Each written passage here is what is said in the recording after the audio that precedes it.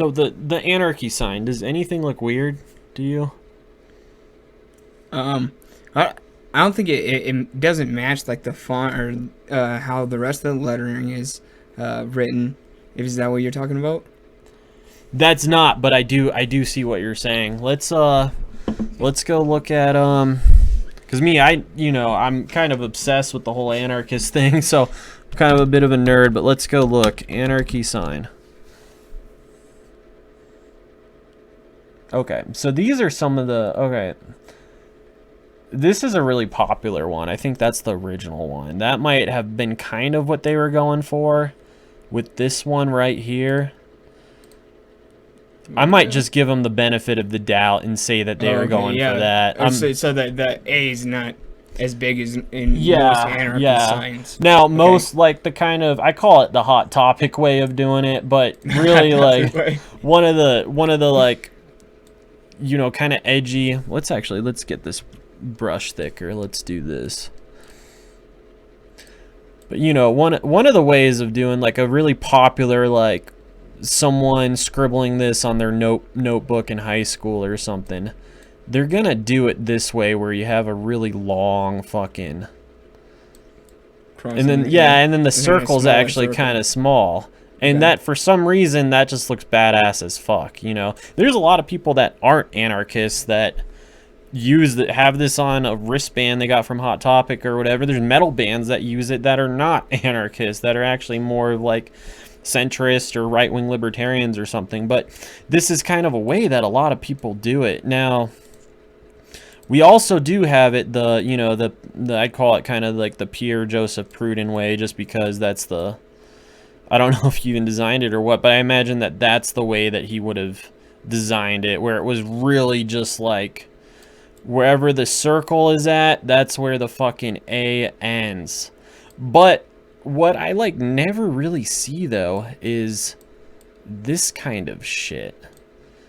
That's not exactly what they did, but let's look. But it's like, now am I being too hard on them though? Because they were, and something makes me wonder. Like, you think about it too. Like, I don't know if you ever done graffiti or anything like that, but we won't get into that story. But there may or may not have been some graffiti times in my high school days, but when you're throwing up tags like in the middle of the night, you're trying to get in and get out, like, yes, you know what I mean? yes, So it's not something that you're gonna sit around and like try to like make sure everything's perfect, that's especially true. when you're on a high profile target like this, like it's one thing if you're like throwing up a tag underneath a bridge, but like throwing it up on a politician's driveway, the speaker of the house, so that could be playing into effect. But here's a related point, but it's kind of a counterpoint. So Pelosi, and not getting into the whole Illuminati thing, but just going out of the elected officials that are in the spotlight, Pelosi is kind of like the third most powerful person in the U.S., right? Because you have Senate, you have President, who's the commander-in-chief, then you have the Senate Majority Leader, and then you have Speaker of the House. She's the third most powerful person. So how are these people even able to do this? Like, are they on camera? Because I don't think that they're on.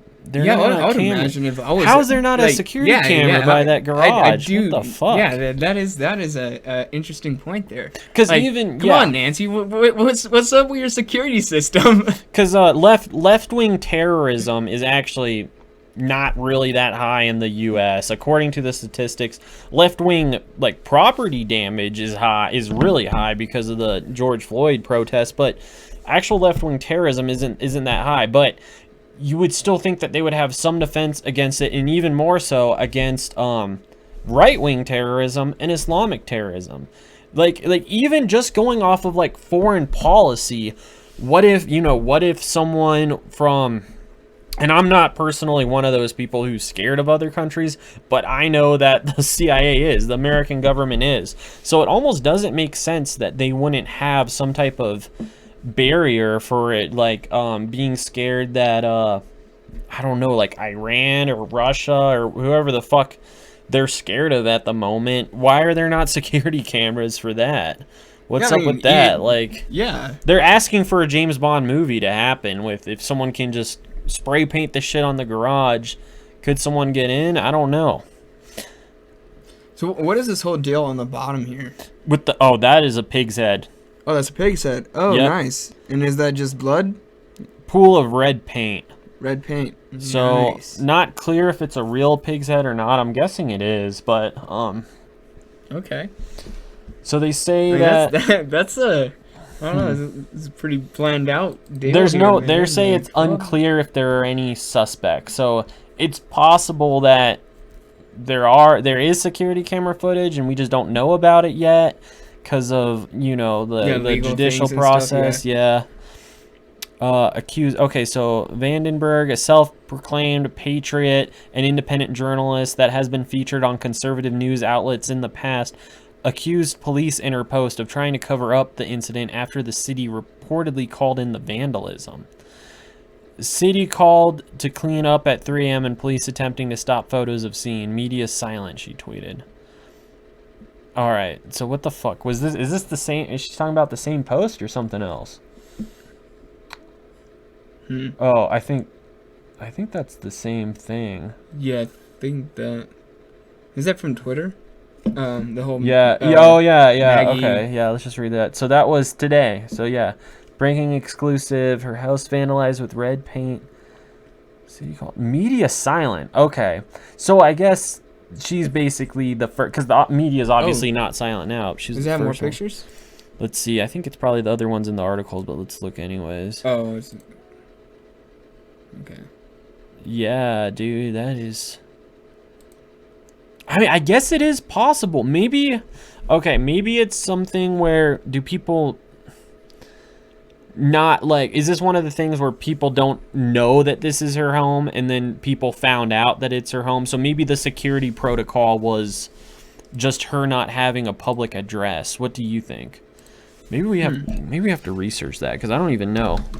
Nancy Pelosi address. I have heard about, like, there's a couple other yeah, it's public, I think. Really?